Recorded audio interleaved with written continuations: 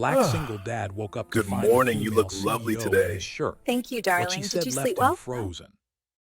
Before we dive in, remember to hit that subscribe button and let me know your city in the comments. Enjoy the story time. The morning sun filtered through worn curtains, casting warm stripes across the cramped living room. Daniel Hayes stirred on his couch, his back protesting the uncomfortable night's sleep. He'd grown accustomed to this makeshift bed. The real bedroom was reserved for his daughter. A sound from the kitchen made him freeze. Someone was in his house. Daniel turned slowly, his heart hammering against his ribs. Through the doorway, he could see a woman standing at his counter, her dark hair tousled and falling past her shoulders. She wore his white dress shirt, only his white dress shirt, the hem falling mid-thigh as she moved with surprising confidence through his kitchen, preparing coffee like she owned the place.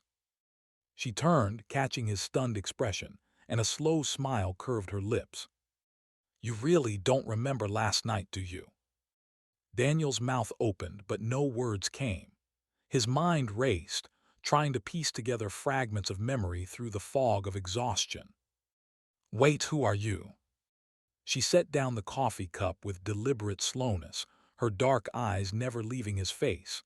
"I'm the woman whose car you saved, and the woman whose company owns your house." The words hit him like ice water. Daniel stood motionless, struggling to process what she just said. His house, her company. A giggle erupted from the hallway, breaking the tension. His daughter Maya bounded into view, her bright brown eyes widening at the stranger in their kitchen. The woman's gaze shifted to the little girl, then back to Daniel.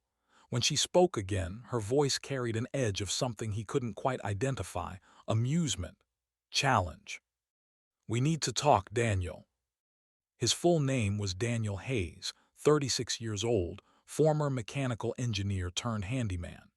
After his wife passed 3 years ago, his carefully constructed life had crumbled. The grief, the medical bills, the inability to focus, it had all cost him his career. Now he fixed broken pipes, rewired old houses, and took whatever odd jobs paid enough to keep food on the table and a roof over their heads. But he had Maya, his 7-year-old daughter with her quick smile and even quicker mind, her brown skin glowing with youth and innocence. She was his anchor, his purpose, his entire universe. Life pressed down on them like a weight that never lifted. Money was always tight, stretched thin as paper. But Daniel had taught her the one lesson that mattered. "We may not have much, Maya, but we don't give up. We don't break." She'd nod, understanding far more than most children her age should have to. The night before had been brutal. A storm had rolled in without warning, transforming streets into rivers and the sky into a war zone of thunder and lightning. Daniel had been driving home from a late job, his old truck struggling through the flooded roads, when he saw it. A luxury sedan wrapped around a tree like a crushed soda can. Smoke poured from the crumpled hood, and the headlights flickered weakly in the downpour. Daniel didn't think, he just acted. He pulled over, threw open his door, and ran through the rain.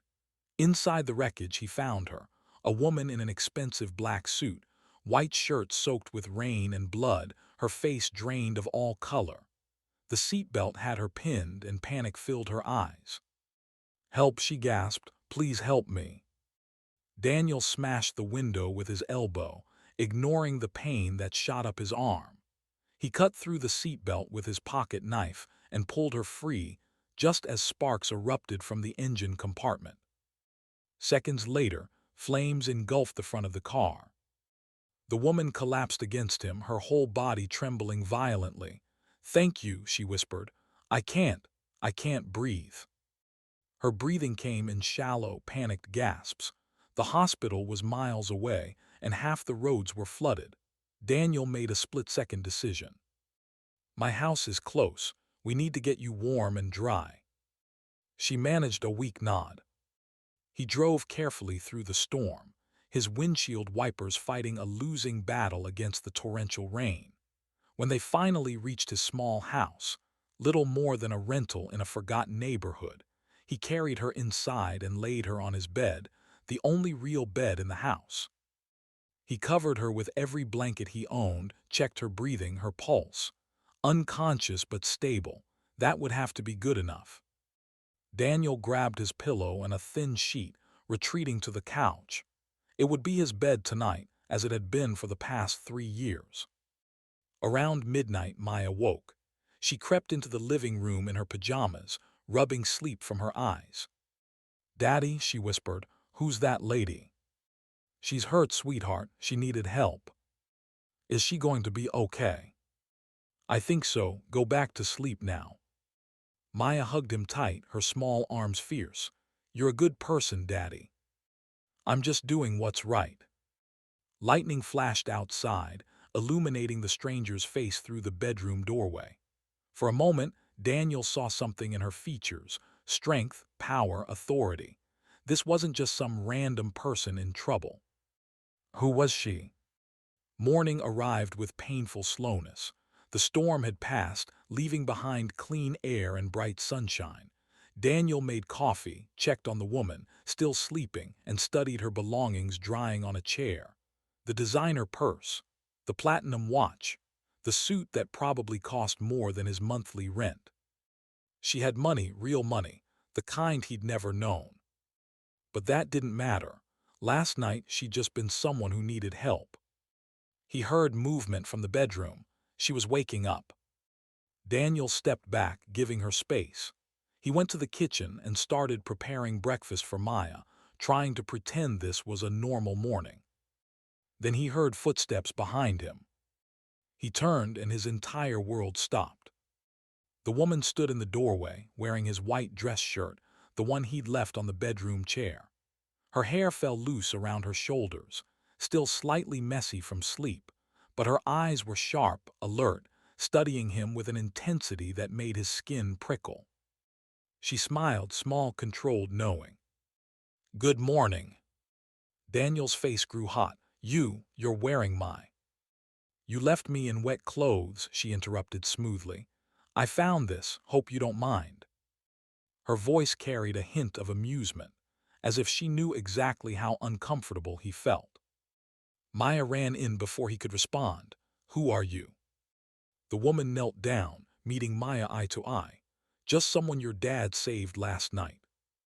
Daniel stood frozen, his mind spinning. This woman in his shirt in his kitchen, acting like she belonged here. "I can call you a taxi," he managed, his voice coming out stiff. "No need, my driver's outside." "Your driver." She poured herself coffee like she owned the place, took a sip and nodded. "He's been waiting since 6 a.m. Daniel blinked. "You could have left hours ago." "I wanted to thank you properly." She set down the cup. "And return this."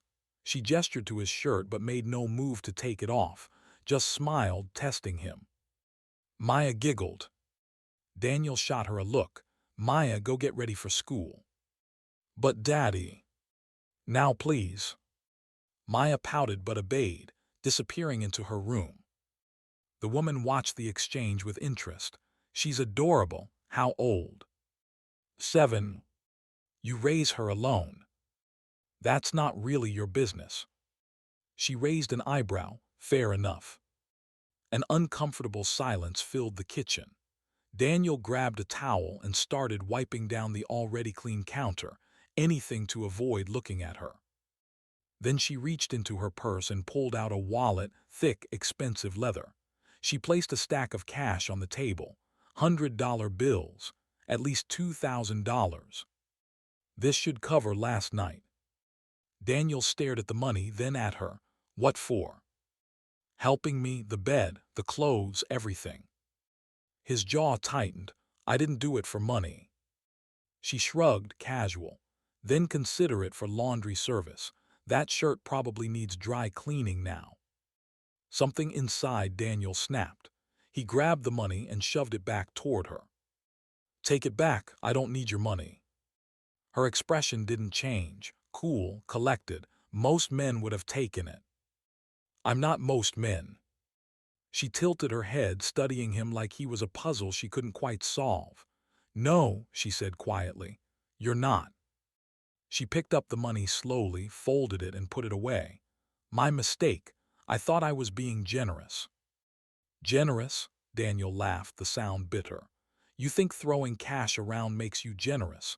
You have no idea what that word means." "Enlighten me." Generous is helping someone because it's right, not because you owe them, not because you can afford it, just because they need it. She stood there silent. For the first time, she looked uncomfortable. "I see." "Do you?" Daniel turned away. "Because from where I'm standing, you just tried to turn a decent act into a transaction." The air between them grew heavy, charged with tension. Finally she spoke, her voice quieter now. "You're right, I apologize." He didn't respond. She walked toward the door, stopped, and looked back. "What's your name?" Daniel Hayes." "Daniel Hayes." She repeated it slowly, as if committing it to memory. "I won't forget it." Then she left, the door closing softly behind her. Maya emerged from her room, backpack already on. "Is she your girlfriend now?" "No, sweetheart, she's complicated." "I think she likes you." He smiled despite himself. "What makes you say that?" "Because she looks at you the way you look at pancakes." Daniel burst out laughing. "Like I want to eat her." "Like she makes you happy." He picked her up and spun her around. "You're too smart for your own good, you know that." That afternoon, Daniel picked Maya up from school and stopped at their usual grocery store. He counted his money carefully. Enough for rice, eggs, vegetables, maybe a small treat for Maya if he stretched it far enough. At home, he turned on the TV while cooking dinner. The news played in the background, barely registering in his consciousness. Then he heard it. Breaking news. CEO Isabel Chen, survivor of last night's car crash, returned to work today. Sources say a local resident pulled her from the burning vehicle just in time. Daniel froze, wooden spoon halfway to the pot. He looked at the screen. There she was, the woman from this morning, wearing a sharp charcoal suit, standing in front of a massive glass building. The logo behind her read Chen Enterprises. The reporter continued. Miss Chen refused to name her rescuer, but she did have this to say. The screen cut to Isabel, surrounded by microphones and flashing cameras. He was kind, humble, and he refused payment. That's the kind of integrity you can't buy. Daniel stood motionless, the spoon dripping sauce onto the floor. Maya tugged his sleeve. "Daddy, that's the lady from this morning." "Yeah, kiddo, it is. She's famous." "Seems like it. Why didn't you tell me?" "I didn't know." Maya's eyes went wide with wonder. "You saved a CEO, that's so cool." Daniel turned off the TV and went back to cooking, but his mind was racing. Isabel Chen, one of the richest women in the state, known for building business empires, acquiring struggling companies, and crushing competitors without mercy. And he'd yelled at her, thrown her money back in her face. He laughed despite himself. "Well, that's my luck." Maya climbed onto a chair. "Do you think she'll come back?" "I doubt it, honey. People like her don't come back to neighborhoods like this." "I hope she does. I liked her." Daniel ruffled her tight curls. "You like everyone." "Not everyone, just people who are nice." And she seemed nice under all the fancy stuff. Maybe Maya was right. Maybe Isabel Chen wasn't just a cold businesswoman. Maybe there was something more beneath the surface. But he'd never know. People like her didn't come back. That chapter was closed. Or so he thought. 3 days passed. Daniel tried to forget about Isabel Chen. He had work bills, a daughter who needed him. Life didn't stop for strange encounters. He was at Maya's school, fixing a burst pipe in the teacher's lounge when he heard it. A car engine, smooth, expensive, purring like a predator. He looked up. A black luxury sedan pulled into the parking lot. Tinted windows, chrome details, the kind of car that screamed money. The door opened. Isabel Chen stepped out, wearing a white business suit and heels that clicked sharply on the pavement. Sunglasses covered her eyes. Every parent and teacher in sight stopped to stare. She walked straight toward him. Daniel stood up, wiping his greasy hands on a rag. "Can I help you?" She removed her sunglasses, her dark eyes locking onto his. "Mr. Hayes, we need to talk." He sighed. "If this is about the money again." "It's not." Her voice was firm, allowing no argument. "It's about the truth." She pulled out her phone and turned it toward him. Security footage, grainy and time-stamped, showed him carrying her from the burning car. His face was clear, determined, heroic. "You saved my life. I didn't even thank you properly." Daniel shrugged. "You already did by walking away." She flinched just slightly. That was cold. So was treating kindness like a business deal. Silence stretched between them, heavy and uncomfortable. Then Isabel looked past him, her gaze landing on Maya playing on the playground, laughing with friends, her brown skin glowing in the afternoon sun. "She's your daughter." "My whole world." Isabel watched Maya for a long moment. Something in her expression softened. "She's lucky to have you." "I'm lucky to have her." Isabel stepped closer, lowering her voice. "Daniel, I came here to apologize, and to make something right." "You don't owe me anything." "Maybe not, but I want to do this anyway." She pulled an envelope from her bag and opened it. Inside was a legal document. Daniel recognized the letterhead, his landlord's property management company. "What is this?" "I own the building you rent. As of yesterday, I bought it outright." His stomach dropped. "You what?" "And as of this morning, your lease is paid off. The house is yours, free and clear." Daniel stepped back, his world tilting. "You think kindness is a debt to be repaid? I don't want this." "It's not about debt." Her eyes held his, steady and sincere. "It's about starting something better." "Better for who? Your conscience." She didn't blink. "For people like you. People who do the right thing and get nothing in return." "I got something. I got to sleep knowing I helped someone. That's enough." "Is it?" She gestured around. "Is this enough, working yourself to exhaustion, struggling every month? You deserve more." "I don't need saving." "Everyone needs saving sometimes." Her voice cracked just slightly. "Even me." Daniel paused. He saw something in her eyes he hadn't expected. Vulnerability, pain. This wasn't just about him. "What happened to you?" Isabel looked away. "I grew up in foster care, group homes. I fought my way to the top, and somewhere along the way I forgot what it felt like to be helpless. Until the crash." "Until the crash." She smiled sadly.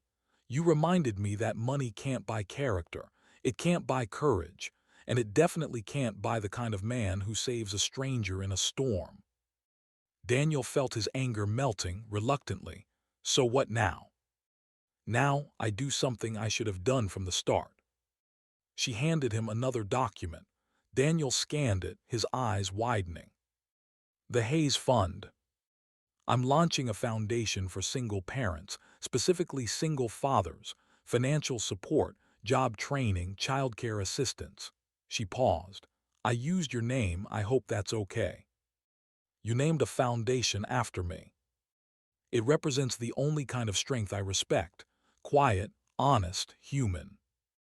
He stared at the document, his name in bold letters, connected to something far bigger than himself.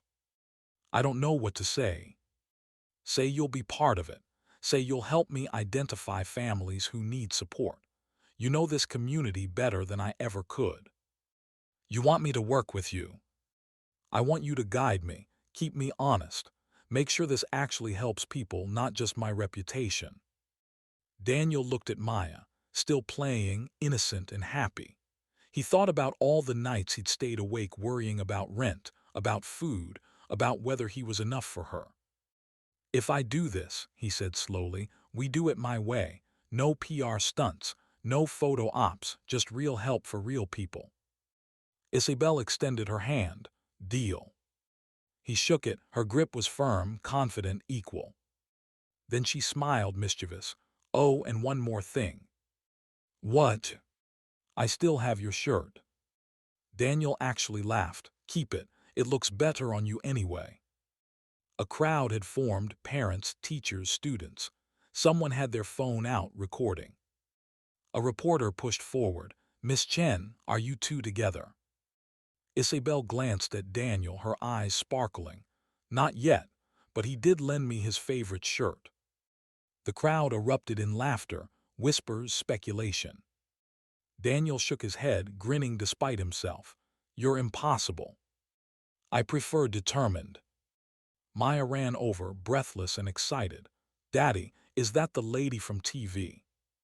Yes, sweetheart. Maya looked up at Isabel. Are you going to help my daddy? Isabel knelt down to eye level. I'm going to try. Is that okay with you? Only if you're nice to him. He's the best daddy in the world. I can see that. Isabel's voice was soft, genuine. I promise I'll be nice. Maya hugged her suddenly, impulsively. Isabel froze. Then slowly, carefully, she hugged back. When Maya ran back to her friends, Isabel stood, her eyes wet.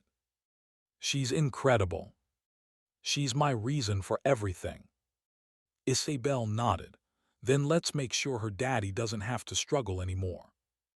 As she walked back to her car, she turned one last time. I'll send the paperwork this week, and Daniel. Yeah. Thank you for reminding me why I started this company in the first place. Why's that?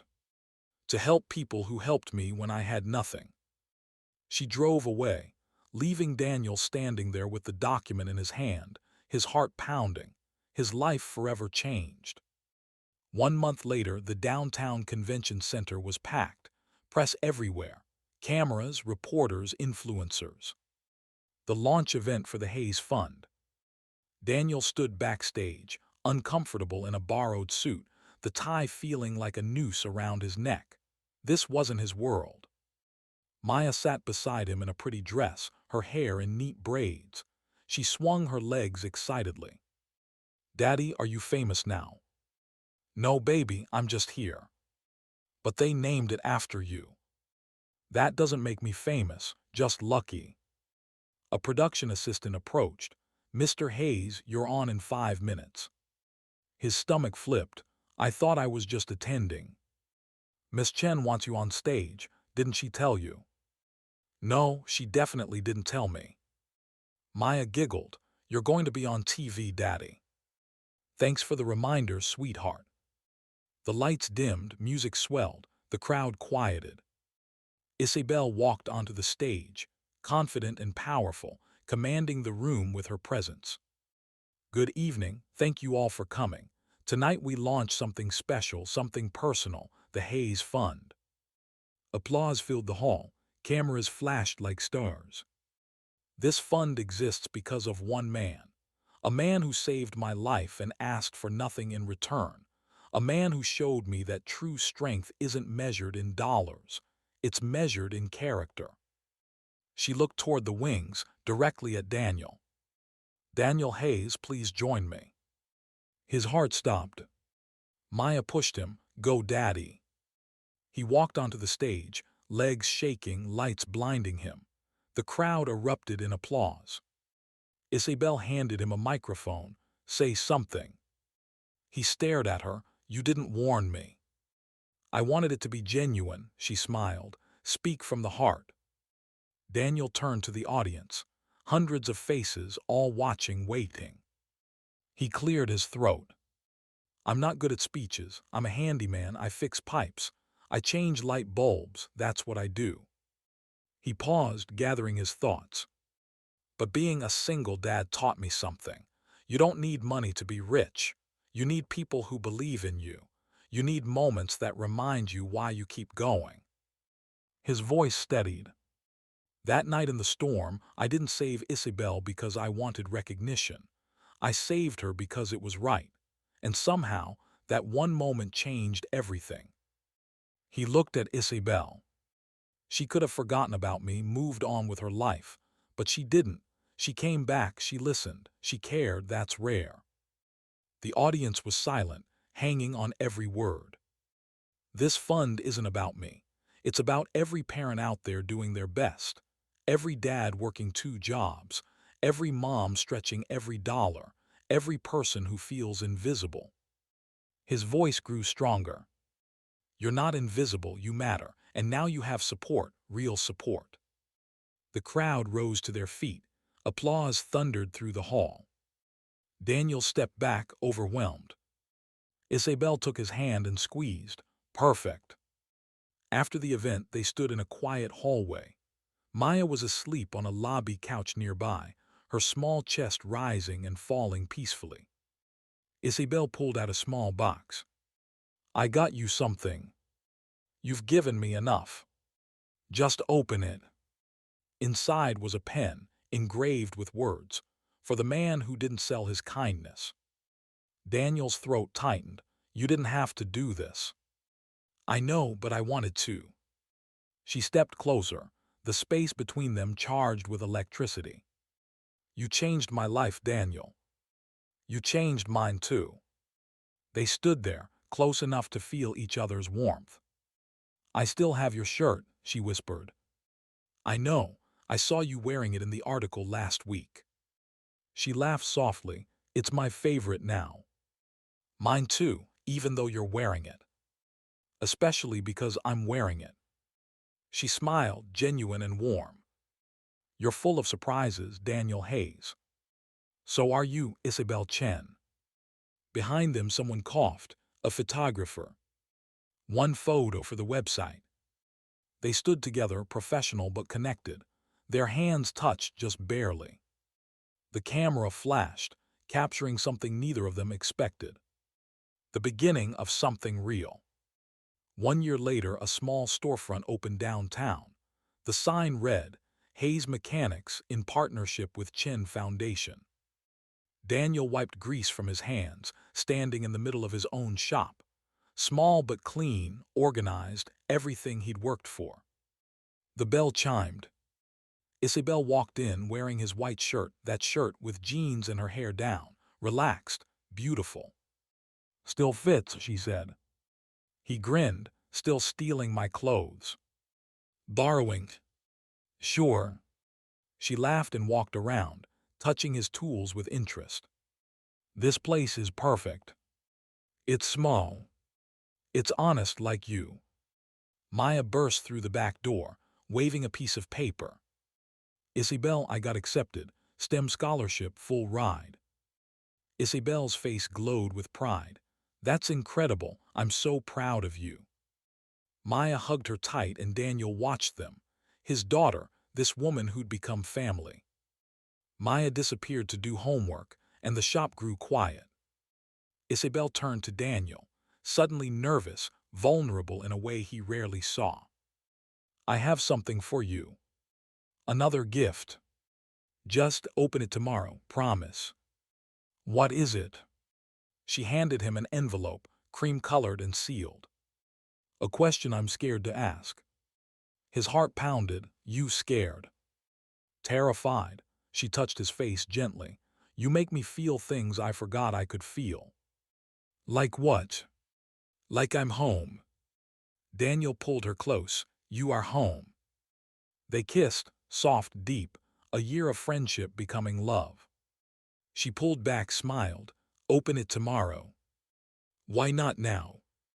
Because I want you to really think about it. She left and Daniel stood alone, the envelope burning in his hand. That night he couldn't sleep. Morning came with painful slowness. He opened the envelope. A card handwritten.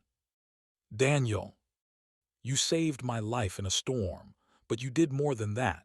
You saved me from becoming someone I hated. You reminded me that kindness is the greatest currency. That honor matters more than wealth. That love is built on respect, not transaction. I'm not asking because I owe you. I'm asking because I can't imagine life without you, without Maya, Without the man who threw my money back and taught me what integrity means. Will you marry me? Like, the second page was an invitation, already printed. The wedding of Isabel Chen and Daniel Hayes. Daniel's hands shook, tears fell freely. He laughed and cried at the same time. Maya appeared in the doorway. Daddy, why are you crying? Because something impossible just became real.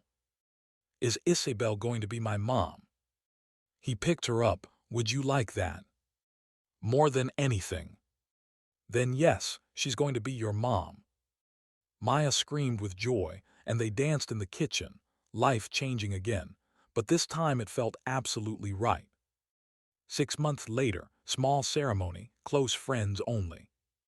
Maya stood between them in a white dress, her braids adorned with small flowers, holding both their hands. The officiant began, "Do you, Daniel?" "I do." "I didn't finish the question." "I don't need you to, I do." Laughter filled the room. Isabel smiled, eager. "I've waited long enough." "Do you, Isabel?" "I do, forever." They kissed before permission was granted. They didn't care. At the reception, Daniel gave her a small box. Inside was a key. "What's this?" "The key to my truck, the one from that night. I restored it, it's yours." She stared at it, her eyes filling with tears. "You kept it." "Some things are worth keeping." "Like us." "Especially us." They danced together and Maya joined them. The three swayed as one, a family forged in a storm, built on honor, sealed with love. Isabel whispered, "Sometimes kindness saves a life." Daniel added, "Sometimes it saves two." Maya finished, "Sometimes three." They held each other as the sun set, painting the sky orange and gold. The camera pulled back, music swelled. Their story ended. But their life together was just beginning. Sometimes kindness saves a life, sometimes it saves two, sometimes it changes everything.